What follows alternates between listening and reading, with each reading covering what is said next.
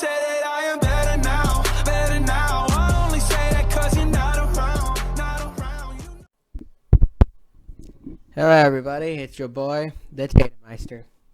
I know it's been a while since the Joker review, but we have another movie to review today. It's El Camino! Oh boy, so El Camino has been the long-awaited Breaking Bad movie. That's right. The first Breaking Bad movie, and I think only Breaking Bad movie there's going to be. I don't know. Takes place exactly right after the first show. Directed and written and produced by Vince Gilligan, the creator of the show. And yeah, I watched it, and I gotta admit, it's pretty great. But I have my gripes with it. But I'm gonna get into positives first, because there's a lot of positives to talk about. So this is Nobody Needs a Perfect movie. If people are giving it an A+, 10 out of 10, I think they're kind of stupid, because honestly, I don't really see this movie being quite like that, a masterpiece level, but whatever. I mean, I guess everybody's going to have their different opinions on this, but whatever. So here are the positives of El Camino. So El Camino is indeed what you think it is. It is the Breaking Bad movie starring Aaron Paul. And the biggest plus right off the bat is Aaron Paul. Bruh. Aaron Paul does a marvelous job performing in this movie. It's probably one of the best performances he pulled out in a movie ever. I mean, I guess he just loves playing Jesse, because he just killed in this role again. But granted, I don't think this is like Oscar worthy. I mean, it's not like that level of acting. I mean, not like Joaquin Phoenix or Adam Sandler in Uncut Gems or movies like that. But I do think it was a great performance. I mean, it's pretty great. I mean, it could have been better, though. I mean, a lot of the other characters in the movie besides Jesse were kind of side characters, not really important, which kind of was annoying. Like, I know that, Joker was kind of like that, too, but the difference is like, all the characters in Joker actually, were there for a reason. But I feel like the characters in this were kind of like, you really could have taken a lot of them out of it. I mean, I guess some of the characters in this movie were necessary to drive the story, but, they really didn't have a big role. Like, Jesse was the main focus, I guess, in this movie, but whatever. Another great thing about the movie was the cinematography and the direction. Vince Gilligan is great at directing stuff. I mean, he directed a lot of the Breaking Bad episodes, and the Breaking Bad show is phenomenal. I mean, the Breaking Bad show is one of the greatest shows ever made. But this movie is kind of like, I don't know. I'm going to get into the negatives, but I'll talk about some positives. So, I mean, there was some great, little imagery in the movie, a lot of great camera angles, a lot of great, stuff about it. It just was a great movie, but now we're going to get into the negatives, because clearly I just want to talk about that. I don't really know.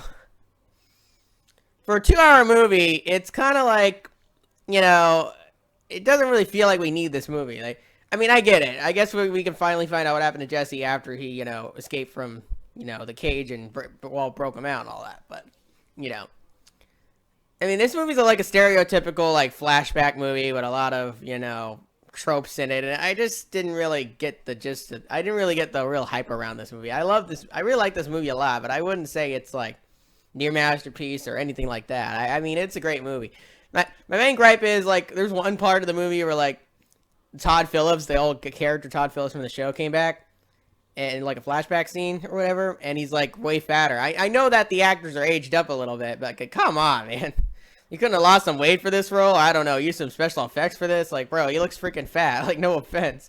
Todd was way skinnier and way more bulkier in the freaking show. In this movie, he's, this is supposed to take place, in the same frame or same time period as Breaking Bad. Bro, you expect me to believe that he's fucking fat?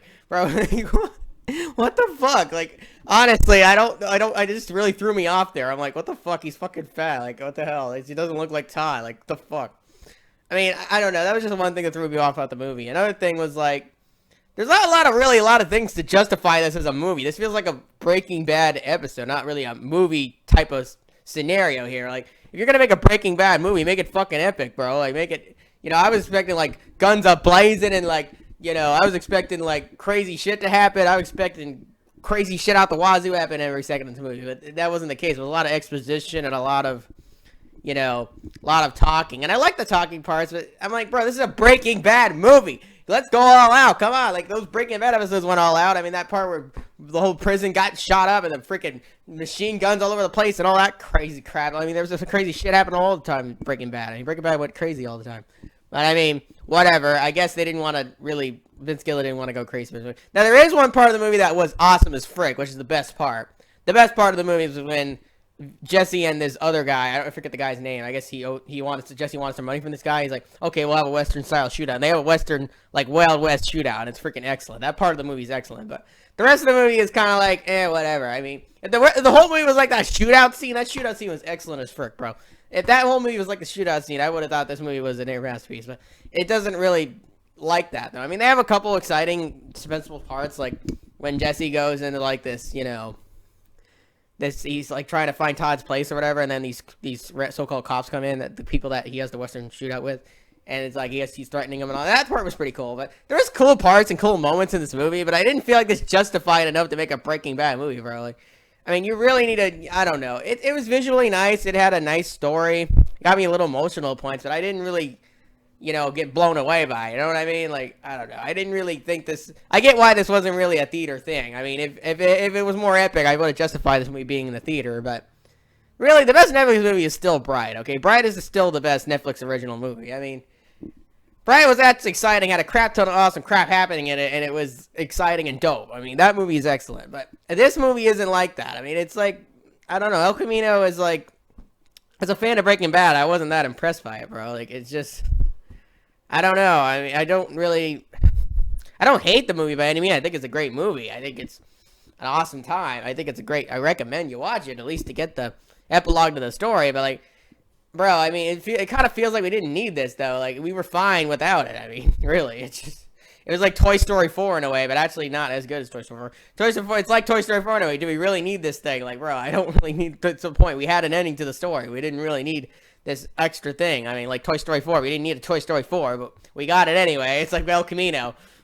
We got El Camino. Okay, we got it. Hooray! I don't know. Like, like, bro, Better Call Saul's episodes are better than some of this movie. I mean, shit. Like, what the fuck? Like, this movie wasn't like that amazing like people would make it out to be. But anyway, I'm gonna get my rating on the movie. I'm gonna give it an 8.2.